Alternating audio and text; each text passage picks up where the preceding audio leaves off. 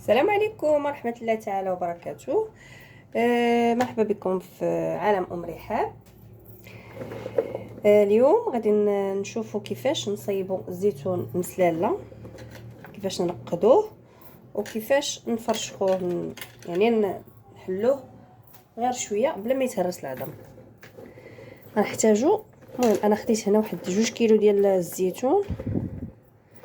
تقدر تاخذ اكثر، تقدروا تاخذوا الكميه اللي بغيتو، كيلو 2 3 حتى ل 10. المهم غادي ناخذ هاد الزيتون، غسلته مزيان ومن بعد غنفرشخو بهاد الطريقه هادي ونرقدو. غندير واحد البانيو ندير فيه شويه ديال الماء بحال هكا، وغناخذ هاد الزيتون نحطوه في غير فوق البوطاجي ديالنا عادي، وناخذ حجره بحال هكا ديال التيمومه صافي، وكنبداو نضربو غير كيتحل، ما كنحتاجوش نضربو حتى يتهرس العظم صافي. كنستمروا بهذه الطريقه، كنهرسو ونلوحو في الماء، كنلوحوه في الماء. بالنسبه للناس اللي كيبغيو يحمضوه وعنده عده طرق، على فكره هذا راه ماشي مسلاله، هذا راه ذكر، حيت مسلاله الوقت ديالها قليل، يعني كتجي في واحد الفتره قليله وكتمشي، ما كتبقاش معنا بزاف حيت دغيا كطيب دغيا كتخسر. المهم الذكر اللي تيبقى مده طويله هو يعني من الاول ديال الزيتون حتى الاخر. غنستمروا غادي نفرشوا هذا الزيتون كامل. وبالنسبه للتخزين انا كنخزن في بيدوزه، في قرع ديال الدجاج اللي كان، غير هو حاجه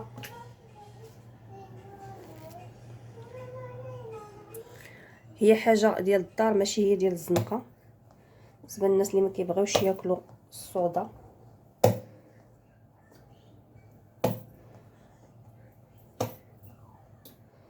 المهم نشارك معكم هذه الطريقه الاولى ديال الزيتون مسلاله، ومن بعد نشارك معكم كيفاش نصيبوا الزيتون مشرمل واللي بالحامض المشقوق.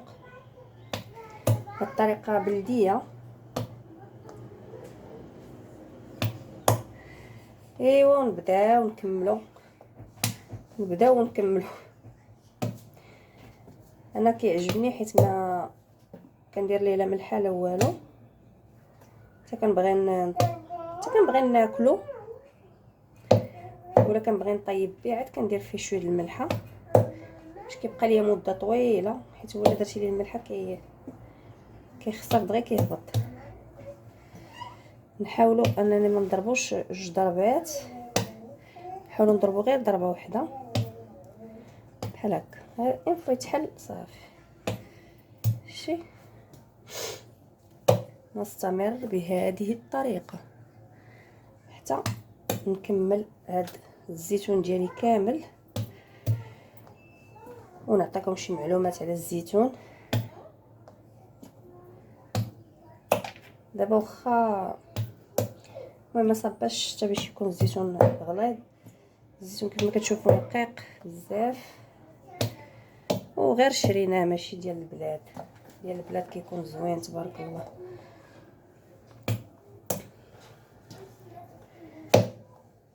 الناس اللي ما كيبغيوش الزيتون ديال السوق، وانا منهم، كنبغيش الزيتون ديال السوق حيت كله صودا، كله مضر بالصحه 100%، ماشي ما تناكلوش. كنصيب هذا اين فوا تيسالي الزيتون صافي، يعني كيبقى ليا الزيت كنصيب زايد، كنخليه في البوديزات حتى كيسالي على خاطرو صافي. ملي تيسالي صافي ما تنشريش الزيتون، تنشريه الا كان المهم جايين شي ضياف ولا غادي ديري مع دجاج ولا هذا كتلوحي شويه في الطاجين، كتلوحيه مع الدجاج، كتلوحيه في المهم هاد الزيتون هذا ما تندميش عليه الا صايبتيه وكيصبر. الا بغيتيه يصبر لك ما تبدليش عليه الماء. الا بغيتي تاكليه دغيا خلال يعني اسبوعين غتبقاي تبدلي عليه الماء نهار نهار لا غيطيب لك دغيا. بغيتيه يبقى لك يدوم يعني يطول غادي ديري عليه الماء صافي، ما ديري لا ملح لا والو، تخليه تحطيه في شي بلاصه مظلمه وتخليه صافي. انا نستمر بهذه الطريقه حتى نكمل كاع الزيتون ديالي ونرجع معكم. بالنسبه للبنات اللي ما عمرهم صيبوا الزيتون، هذه فرصه انهم يتعلموا باش يصيبوه. انا من بعد ما كيف ما شفتوا كله فرشختو صافي وكتخليوه في الماء ديالو. انا ما عنديش قرعه ديال الدجاج كبيره، خص قرعه دجاج كبيره. انا خديت بيدوزه ديال الماء درت فيها الماء وغادي نبدا ندير بحال هكا نعمر فيها كيف ما تشوفوا. نحاول نوريكم بحال ما هكا هكا. هنا ما غاديش تدخلوا النفس، يعني مابقاش منفسه الا درتو في السوبيره غتبقى منفسه وغيكحال. هو راه كتخليها شويه بلا ما كيكحال صافي. كنعمرو في البوديزات، تاخدي لا كونتيتي اللي بغيتي وتتعمريه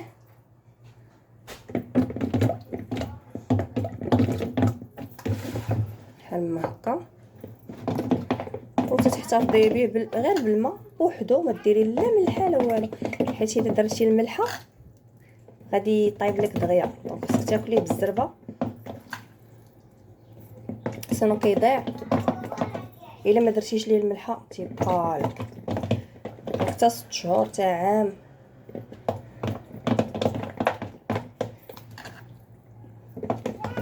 تيبقى المهم تخبيه فشي بلاصه ما تكونش فيها الشمس، تكون مظلمه بحال هكا تحت شي بوطاجي ولا شي سده تحطي. الا درتي غون كونتيتي، اما الا درتي شويه بحالي انايا تندير شويه كيسالي وكنعاود نجيب ندير شويه واحد اخر صافي حتى كيسالي موسم الزيتون.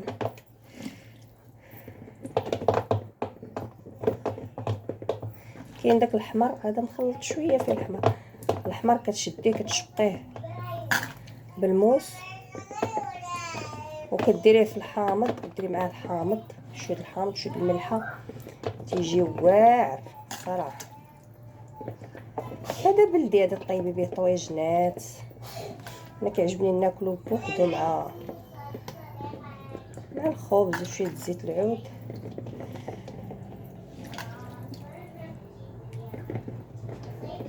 المهم كنكمل كلشي، كنكمل هذا الزيتون ديالي كله كنديرو في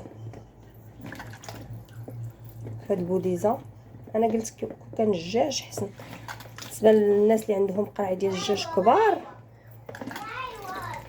هي سميتو يديرهم حسن كاع. الدجاج زوين كتبقى فيه الحاجه زوينه. ايوا اللي ما عندوش بحالي يدير غير بوديزه حسن ما يخاف تهرس ليه ما والو. شتي الماء ديالو كيفاش تيبقى. المهم انا غنخلي هذاك الماء ما غاديش نضيفو، غنخليه في البانيو. ما عندي ما ندير به، غندير ماء نقي. الماء اللي غنديرو نقي وغنخليه هاد الزيتون حتى وكان يوجد على خاطر صافي. من بعد ما درتوش شحال عطاني نص بيدوزه غادي نعمر عليها الماء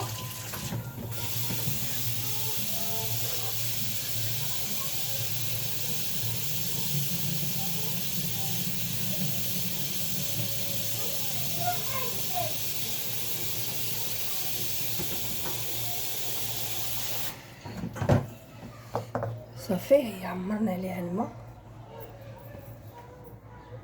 ونسدوها ونخليوها شي نخليوها حتى وكان توجد على خاطرها، غتوجد في حوالي واحد السيمانه 10 ايام تكون واجده. ايوا كنتمنى هاد الوصفه تعجبكم وتجربوها. بالنسبه للناس اللي ما تيعرفوش يقادوا الزيتون، ومازال عده طرق ان شاء الله نصايبهم لكم. اي حاجه غنشاركها معكم ان شاء الله باذن الله الا بغى الله. دابا هي غنديرها انا في تحت البوطاجي نخليها حتى توجد، منين توجد نوريها لكم نقول لكم ها هو الزيتون وجد.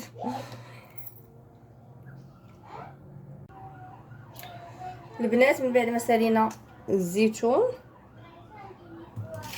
قلت انا لما لا نشارك معكم هاد الغديوه اللي غندير غتعجبكم.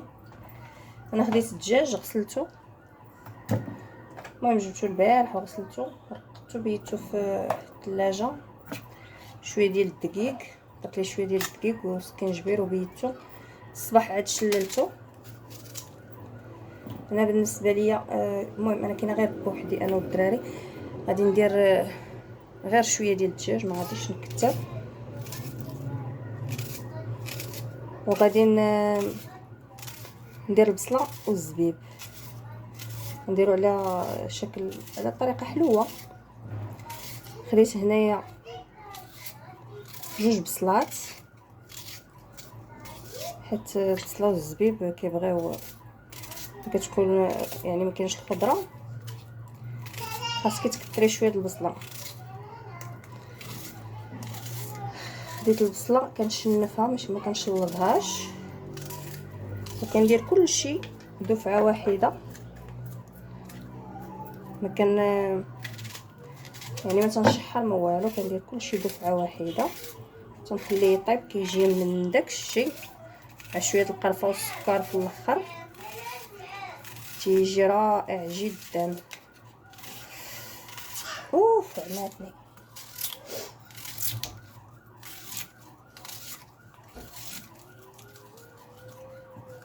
بركه كندير البصله بركه عليا. خديت الزبيب رقدتو بشويه ديال الماء، غسلته ورقدتو بشويه ديال الماء.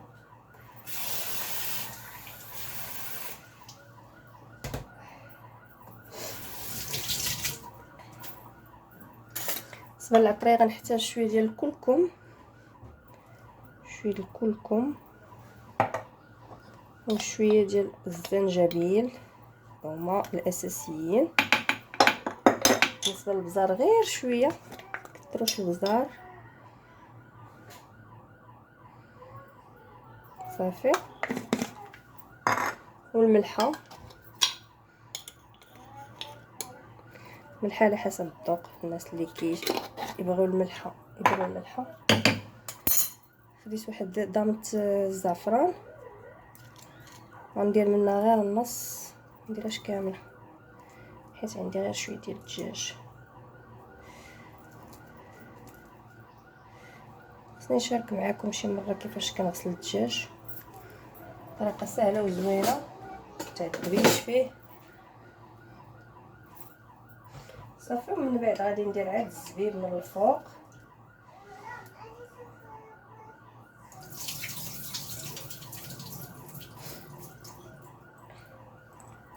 بالنسبه للناس اللي كتبغي دير الربيع ديرو، ما تحتاجش، انا ما كنحتاجش ندير الربيع.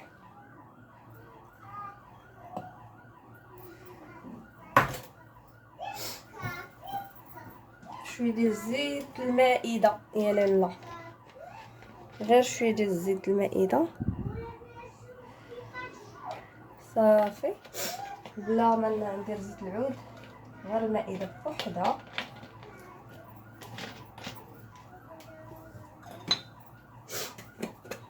ودابا نديرو شويه ديال القرفه بحال ما هكا. القرفه بالنسبه للسكر حتى النهايه تبغي تطفي عليه بواحد 10 دقائق عاد ديريه.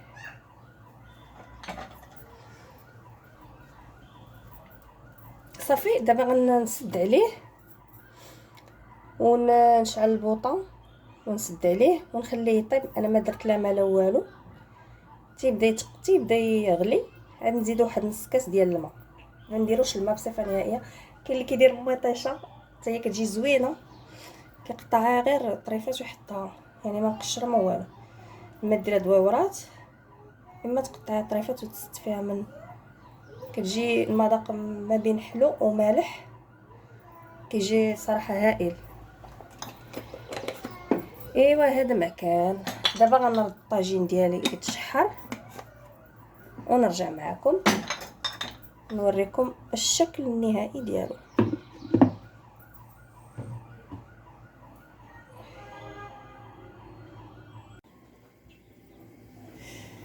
البنات من بعد ما درنا الطاجين ديالنا يطيب تقريبا طاب عليها شويه، غنصايبوا واحد لاصالاد السلطه. انا سلقت شويه ديال المكرونه، هاد الشقيفات كيقولوا الشقيفات، سلقت معها شويه د البطاطا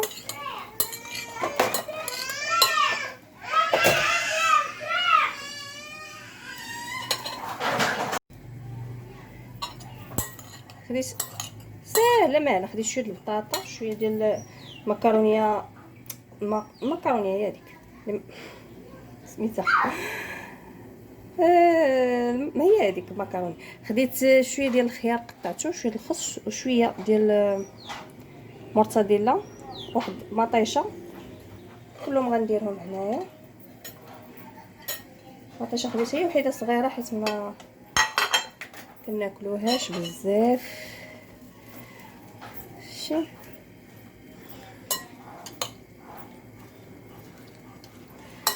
غنرافقها مع داك الطويجين اللي درت ديال البصله والزبيب.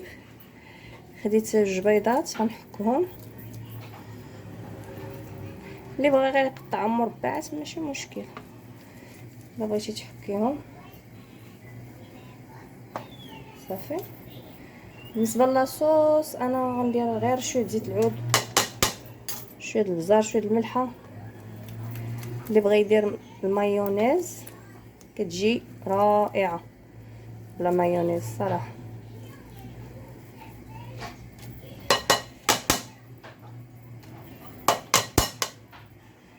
البنات انا عندي مشكل، ما كناكلش المايونيز، عندي مشكل ديال النصران، متناكلش المايونيز. داكشي علاش غندي ندير غير زيت العود والبزار والملحه. حتى البزار ما كنقويش منه. سميتو واش بغيت نقول لكم.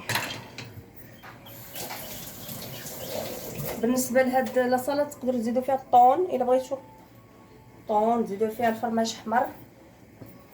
هي ساهله وفي نفس الوقت اقتصاديه، يعني تقدري تاكليها بوحدها، غذاء متكامل.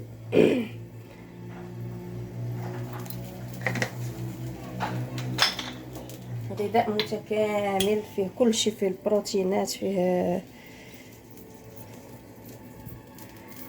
خطيين، فيه هذا لي سالاد، فيه كما تنقولوا اللحوميات اللي هي البيض والمرتديلا ولا الطون. تزيدوا الطون حتى هو كيجي زوين فيه، وتزيدوا لا مايونيز كتجي رائعه جدا.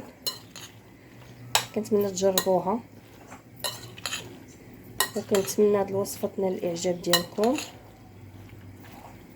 بالنسبه للناس اللي كيخدموا تقدري تصايبيها وتديها معاك الخدمه.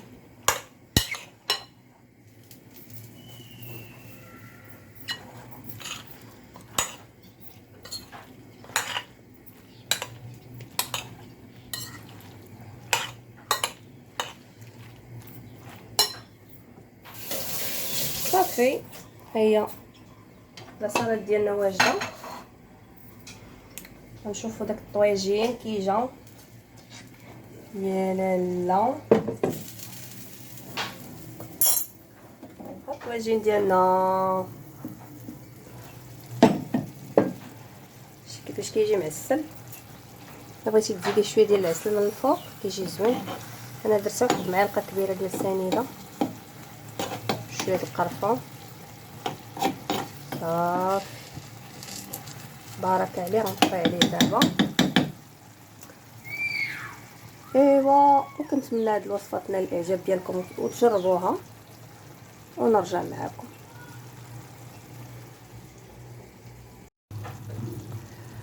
وهذا هو الغدا ديالي اليوم. كنتمنى يعجبكم وتشاركوه، يعني تحضروه لوليداتكم ولداركم. وهذه هي لا سالاد اللي درت رافقتها مع الطاجين. وكنتمنى هذه الوصفه تنال الاعجاب ديالكم. وشاركت معكم عده وصفات في فيديو واحد اللي هي الزيتون والدجاج بالبصله والزبيب عفوا. وهاد السلطه بالمكرونيه وبطاطا والخس ومطيشه والكاشير والبيض مسلوق. وكنتمنى هاد الوصفه تنال الاعجاب ديالكم. الى فيديو قادم ان شاء الله. وبالنسبه للناس اللي كيصيفطوا لي لي كومونتير، الناس ديال الجزائر، الناس ديال برا، كنشكركم بزاف. الناس ديال المغرب صحاباتي واصدقائي والاهل ديالي كنشكركم بزاف. والى وصفه قادمه ان شاء الله. ومرحبا بكم في عالم ام رحاب. اللي مازال ما تابوناش يتابونا وما تبخلوش عليا بلي لايك ديالكم وديما لي كومونتير لي لايك هكا باش نعرف الناس اشنو تيبغيو، الناس اللي عندي في القناه اشنو تيعجبهم شنو ما تيعجبهمش في الفيديوهات اللي كندير. شكرا لكم. الى اللقاء في وصفه قادمه ان شاء الله وروتين جديد ان شاء الله.